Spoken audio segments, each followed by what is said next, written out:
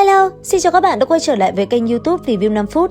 Trong đấu phá thương khung ở những tập gần nhất, như các bạn đã biết, Tiêu Viêm sau khi được Dược Lão tặng cho cốt linh lãnh hỏa, anh ấy sau đó đã liền tiến hành hấp thu dị hỏa và dung hợp nó cùng 3 loại dị hỏa mà mình đã có trước đó.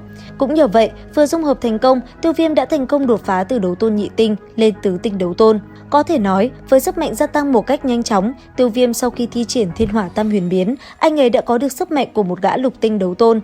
Nếu như chiến cùng cấp, tất cả đều không phải là đối thủ của anh ấy, còn nếu như chiếm vượt cấp thêm vào rất nhiều đấu kỹ cùng công pháp cao cấp, cuối cùng là hủy diệt hỏa liên, đừng nói là chiếm vượt cấp, cho dù là gặp một tên cửu tinh đấu tôn, nếu như liều mạng, Tiêu Viêm vẫn có thể cho đối thủ đi chầu Diêm Vương một cách bình thường.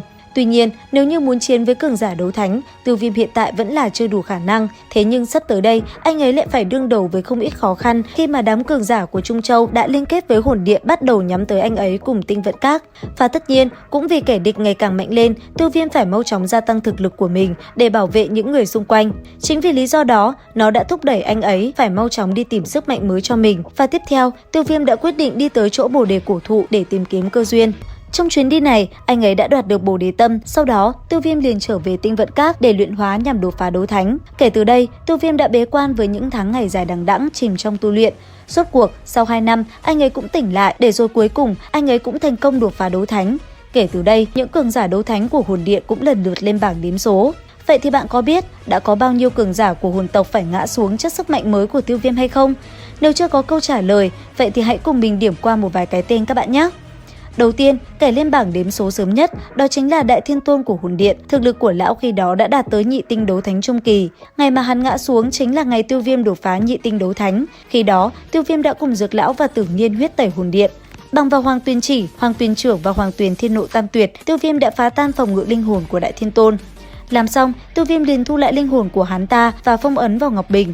Còn thân thể lão gia hỏa kia thì cứ thế tan biến, một gã cường giả đấu thánh cứ thế ngã xuống dưới bàn tay của Tiêu Viêm. Và tiếp theo, sau cái tên Đại Thiên Tôn của hồn điện, kẻ thứ hai phải lên bảng đếm số, đó chính là Hồn Thanh Thánh Giả, một cường giả nhất tinh đấu thánh.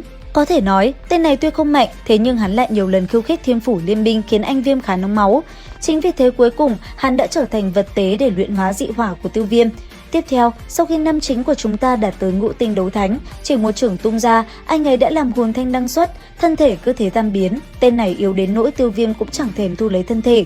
Kế tiếp, nạn nhân thứ ba của Tiêu Viêm, đó chính là điện chủ hồn điện, Hồn Diệt Sinh. Hắn dùng thực lực ngũ tinh đấu thánh sơ kỳ mà khiêu chiến Tiêu Viêm. Đáng tiếc, trận chiến đó, hắn không thể đánh bại Tiêu Viêm và bị Tiêu Viêm lấy mạng. Thế nhưng linh hồn vẫn có thể chạy thoát và được Hồn Thiên Mạc cứu đi. Sau đó, khi hắn đã kiếm lại được thân thể, tại đại chiến ở Táng Thiên Sơn Mạch, một lần nữa, sau khi phục sinh, hai người gặp lại nhau, Hồn Diệt Sinh lúc này đã là thất tinh đấu thánh. Đáng tiếc, trong trận chiến đó, kết quả thì vẫn chỉ có một, đó chính là hồn lìa khỏi xác. Tuy vậy lần này, linh hồn của hắn đã không thể chạy được nữa, một tên thất tinh đấu thánh chính thức bỏ mạng dưới tay Tiêu Viêm. Cũng bởi vậy, sự ra đi thê thảm của Hồn Diệt Sinh trong cuộc chiến lần này, nó đã đánh dấu sự sụp đổ hoàn toàn của thế lực hồn điện. Và kế tiếp, nạn nhân thứ tư phải lên bảng đếm số đó chính là Hồn Phong, thiếu tộc trưởng của hồn tộc, tu vi nhị tinh đấu thánh hậu kỳ. Với tên này, hắn mang trong người huyết mạch thần thể, hợp thể với hư vô thôn viêm tử hỏa nhưng lại bị Tiêu Viêm chê cười là côn trùng. Cũng bởi việc bị khích tướng, mặc dù cũng có tí thực lực, thế nhưng tên này vẫn bị Tiêu Viêm cho đăng xuất tại Táng Thiên Sơn Mạch. Cuối cùng, sau khi bị Tiêu Viêm kích nổ hủy diệt hỏa liên, hắn chỉ còn lại một tia tàn hồn, may mắn được Hồn Nguyên Thiên mang về. Cứ thế, thiên tài từng được kỳ vọng này lại khiến huyết mạch thân thể trở thành trò cười. Và kế tiếp, hai kẻ đồng thời bỏ mạng trong một cuộc chiến tới Tiêu Viêm, đó chính là Hồn U và Hồn Xích. Với cái tên Hồn U, hắn sát hại học viên trong học viện Già Nam, còn Hồn Xích, hắn ta lại tiếp tay làm điều ác. Chính vì thế, hai tên này không thể tha thứ. Khi Tiêu Viêm trở lại, thấy bọn hắn như vậy, anh ấy vô cùng tức giận. Chính vì thế, trước sức mạnh của Tiêu Viêm, hai tên này thậm chí còn không có cơ hội phản kháng. Sau đó, Hồn U bị phong tỏa không gian của Tiêu Viêm giữ lại, hắn ta nổ tung, huyết nhục tung bay tứ tán. Còn Hồn Xích, hắn ta biến thành tro tàn chỉ trong một chiêu, những kẻ khác cũng chẳng khá hơn, thân thể cùng huyết nhục cứ thế vỡ tan rồi hòa vào trong gió. Kế tiếp, người thứ 7 trong bộ sưu tập của Tiêu Viêm, đó chính là Hồn Nguyên Thiên, một trong tứ lão của hồn tộc, cường giả bát tinh đấu thánh, nắm giữ tử vong chi môn. Trong cuộc đại chiến ở động phủ Đá Xá Cổ Đế, hắn cùng Tiêu Viêm đã có một cuộc thư hùng hết sức quyết liệt. Có thể nói, trận chiến đó, Tiêu Viêm đã cho người ta thấy thế nào mới là chiến đấu khi anh ấy phải vượt cấp khiêu chiến. Thậm chí như vậy vẫn chưa ăn thua, Tiêu Viêm phải cùng lúc kích nổ chục đóa hủy diệt hỏa liên để chiến đấu với đối thủ. Cuối cùng, bằng vào rất nhiều nỗ lực, Tiêu Viêm mới thành công hạ sát tên nguyên lão của hồn tộc. Tuy nhiên, cũng vì chuyện này, hồn tộc càng thêm tức giận với Tiêu Viêm. Chính vì thế tiếp sau đây, Tiêu Viêm sẽ phải đối mặt với những kẻ còn đáng sợ hơn.